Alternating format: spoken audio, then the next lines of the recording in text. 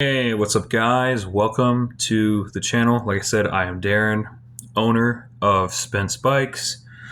This is the shorter version, the more simplified version of this video. So if you didn't want to sit there and spend all your time watching the longer version of the video, you have this version. So like I said, we had that giant announcement that we are now finally producing 28 teeth sprockets. Now, this is made exactly from the same 6000 series aluminum as our 25 tooth sprocket. It has just been enlarged to a 28, added a couple teeth, and it has been pre-drilled to this 4-hole pattern. You're probably wondering what that is. So here's the thing. For the longest time, we had people that were like, oh, when are you going to do a 28? When are you going to do a 28? Are you going to do a guarded sprocket? When are you going to do a guarded sprocket? Here's the thing. The manufacturing process is expensive. Our very first prototype to get the 25 tooth made was like almost $500 just to get the first 25 tooth made. And this 28 was no exception. This right here, what I'm holding, was like around $500 to create. Not joking. It is extremely expensive. You got to think, we don't have our very own in-house machine shop or powder coater. I have to pay an actual machine shop and pay an actual powder coater and laser etcher guy. So any changes in shape or design or anything, I have to physically pay for those changes. I have to pay a design fee, a 3D rendering fee because it has to be 3D scanned. I had to pay for just regular shop hourly rates and stuff. I had to pay the actual manufacturing fee to actually have it physically cut out with the CNC machine. Then we have to pay the powder coater to powder coat them, and then we got to also pay for them to laser engrave the logo with the laser machine. All of this stuff combined is not cheap. Yes, this was expensive kind of to make.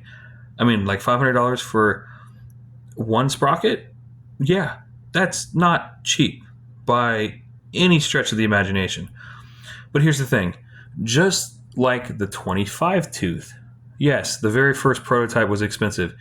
Your first prototype with anything, I don't care if it's handlebars, frame, forks, whatever, the very first prototype will always be the most expensive one. It's just common sense.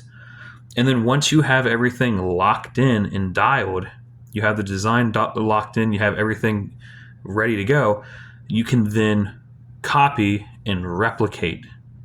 And now you're not paying you only pay that crazy $500, at least in my case with the sprockets, $500. You're only paying that one time to get the prototype made. After that, it is significantly cheaper with every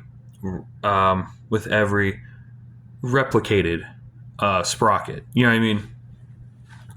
So what we're hoping is, just like the 25 tooth, it was like almost $500 to make the prototype 25 tooth, but we sold so many of them that we made our $500 back in sales, just in regular sprocket sales.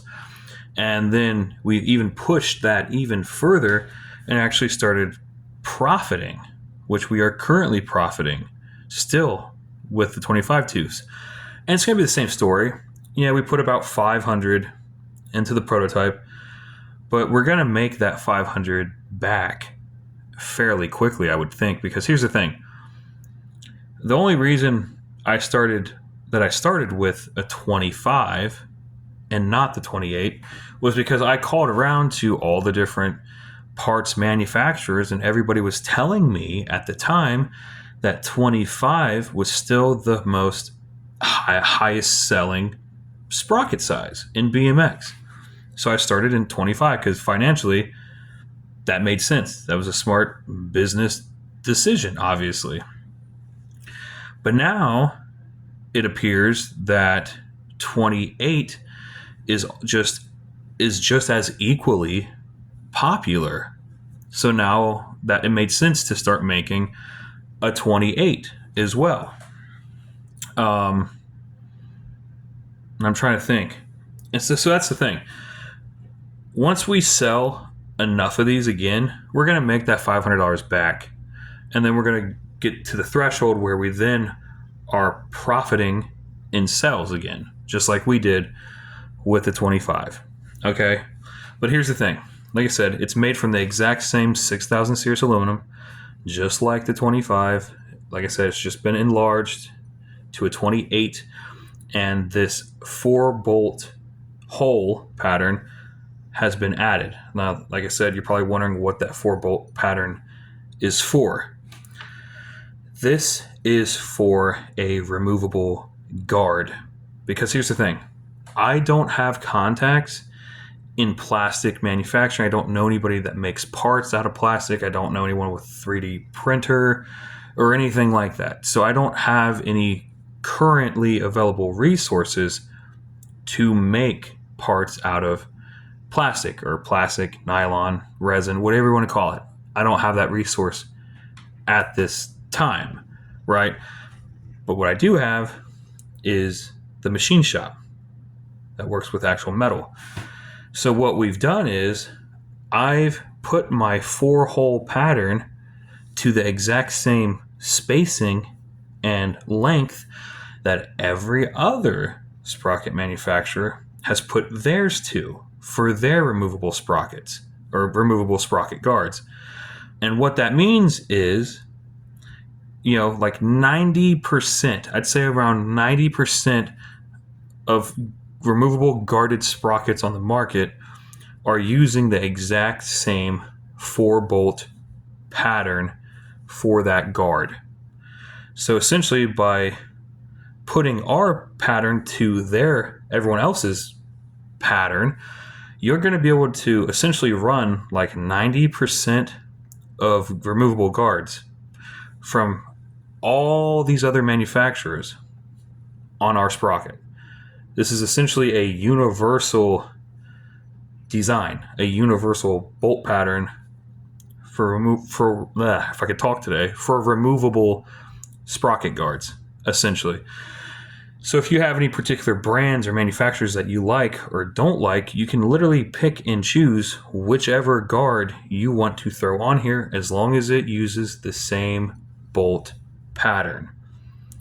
Obviously, companies like Stolen would not be on that list, because Stolen, with their Sumo sprocket, they use a weird 3-bolt, like a 3-bolt triangle pattern. So obviously that would not work. It has to use the 4-bolt pattern, but as long as it does, you'll be able, or hypothetically, you should be able to run any of those other companies' removable guards, if that makes sense. I hope that I've explained that somewhat decently enough for you guys to understand. But yeah, so, and then you got the guys that don't even want to run a guard. And that's, if you don't want to run a guard, you're good. You're already good. You don't have to put a guard on here. You can run it just like this with no guard, just like this as a regular 28, and you're fine. But then again, if you want to run a guard, you have that option to put a removable guard on it. We just don't make a guard, at least at this time. You know what I'm saying? If that makes sense. But this is it. Like I said, this is straight from the machine shop. There's no painting or powder coating or anything that has been applied. This is straight raw metal, straight from the machine shop. This will then, like the 25 tooth, this will then go over to our powder coater, get powder coated into a nice gloss black, and then it'll then jump onto the laser engraving machine, and our logo will be etched into this.